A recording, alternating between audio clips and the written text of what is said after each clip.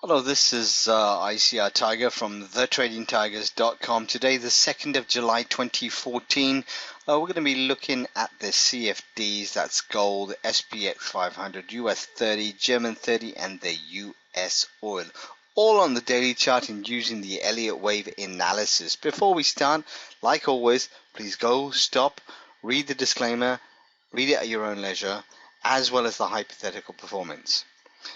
Right, before we start in terms of analysis, I'm just going to run through with you a very short, quick point I want to explain, is that we, the Trading Tigers, we're holding courses at London in the United Kingdom, and that's specifically on the Elliott Wave analysis. For more information, please do contact us at contact@thetradingtigers.com. Just going to explain to you a little bit more what will happen and why you should learn Elliott Wave trading. Here I can give an example of the pound dollar on the daily chart. As you can see, this move was at the bottom of the trend, and getting in at the trend was a key point, because isn't it better to know when to come out the trend and when to get into a new trend?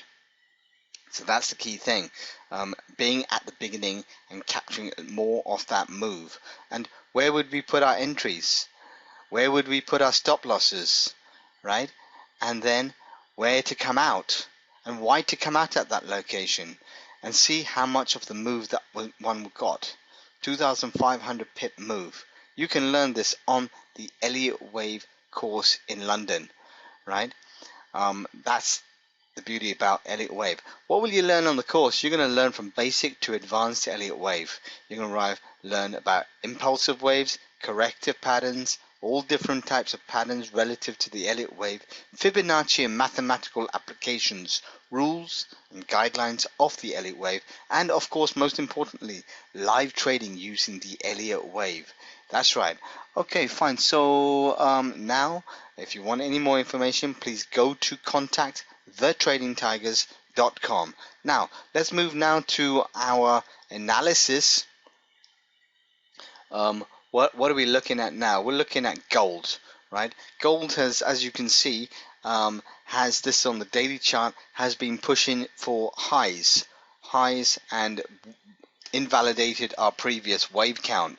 So what we've done actually now, we moved, rejuggled the waves accordingly. In the last count that I gave to you, we were in a C wave, which was a downward move of the larger wave degree. That was black, and just black, and that was the cycle degree. And we're still in a C wave. We're still, the subordinate wave is the primary wave 3. However, the intermediate, we've actually made that now as a wave 2, right? So prices just hit the wave 2, and now we're looking for confirmation it is the wave 2. We're checking various different levels, and pretty sure that it could be there. Of course, once again, we're not going to start to pick highs. It has hit a certain level, but if we can see price move below here, that's at 1302.94. That's basically these lows down here. We could feel more comfortable about price moving down. We want to see price start pushing down at these levels. So basically all these lines will start heading downwards, and then we can feel more confident. Of course, if price moves further up, as you can see where my arrow goes, mouse goes, sorry, you'll be able to notice as it is. But if it goes beyond this level at 1391, then that can start to invalidate the next wave count that what we've got. Okay, fine. So if we go to our alternative count of what we have already made, I think this still stays intact. We have an ABC, a triangle occurrence, and there's the larger B, C, D, E, and then we'll look for the push to come down. Okay, so within there you can see an ABC, an ABC, and A, and we look for a B to come down, C to complete the wave E, of the larger wave degree and price to come shooting down. So that's something else that we can consider. So that covers gold for now. Let's move now to the SPX500 following the S&P 500. And once again, traders, this is specifically a CFD following the S&P 500, and it's not a direct index. So where are we standing right now? If we look at the wave count, we're in a wave 3 of intermediate going up. Break that wave down further, we're in a minor wave. Minor wave is in pink. It's hit a very significant level here of just about 1976. Are we expecting now wave 4 to come down? That's also where we're going to be looking at our other kind of indicators here, looking for price to come down further. Currently priced in the overbought area, and you can see there's been some sort of cross occurrence over there which represents this. So not a lot we can do. We've got to see a bit of a pullback before we enter, and that's what we're going to do. We're trying to re-strategize our trades right now and try to finish off accordingly.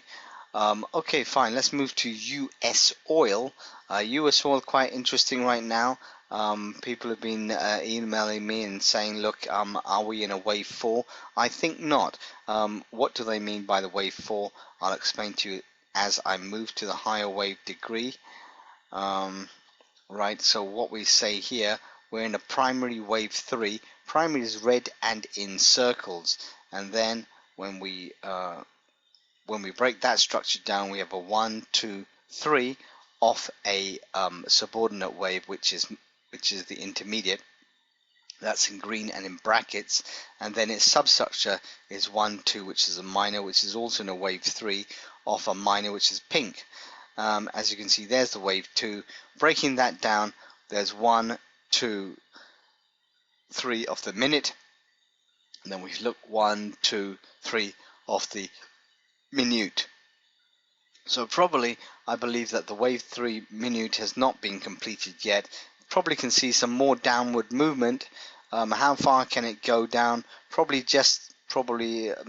we're not expecting it to go past 100.92, and that can then actually go up forward. So let's just see how things pan out. As you can see, prices in mid territory, and you could see probably some more downward movement to occur.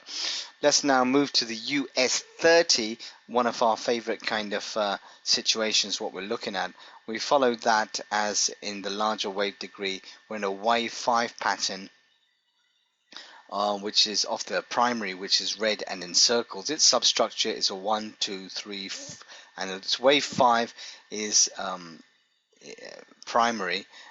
Sorry, that's the intermediate, that's in green and brackets, and its wave 5 is looking like it's in a ending diagonal. There's an A, there's a B, and the C will complete up there, and then we can expect to see price to come crashing down. We have some, yes, so that's where we're seeing right now, and that's US30. If we look for the alternative count, as you can see, still in a wave 5. The larger wave degree is a wave 3 of a cycle degree. That's Roman numerals and in black. Breaking it down once again in a wave 5, and its substructure is an intermediate. But I've kept it nice and clean here. You got 1, 2, 3, 4. 3 hasn't been completed off the intermediate. Okay, fine. Let's now move to the German 30. German 30, I've just recently taken a trade which I have posted. Currently now we have one trade in operation, and that is can't quite see, still 5 pips in profit. Here we've taken it at this level, which is 98.90, riding up on the long side, and now we've taken another trade at 98.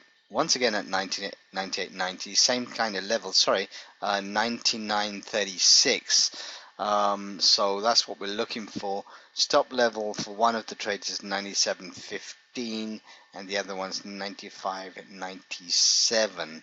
Okay, fine. So it's probably looking that we can actually move this trade up, its stop loss up higher, to limit any possible losses. and target levels, as you can note. Yeah, we've put another entry at 97.15. That's if we can expect some more pullback to occur. Expecting for this wave 4, probably could not be in completion yet, but let's just wait to see what's happened. And we've got different target levels at 180 and 101.45, and the ultimate target 10.276. As you can see here, the SSD has a crossover. We're in mid kind of territory right now, and everything's looking quite positive for the upside. I'm more in consideration to move this trade either up here and just double the kind of exposure that what we have. That's also quite tempting to be able to do. Okay, fine. So that's me, traders, and yep. So I'm ICI Tiger from thetradingtigers.com. Thank you.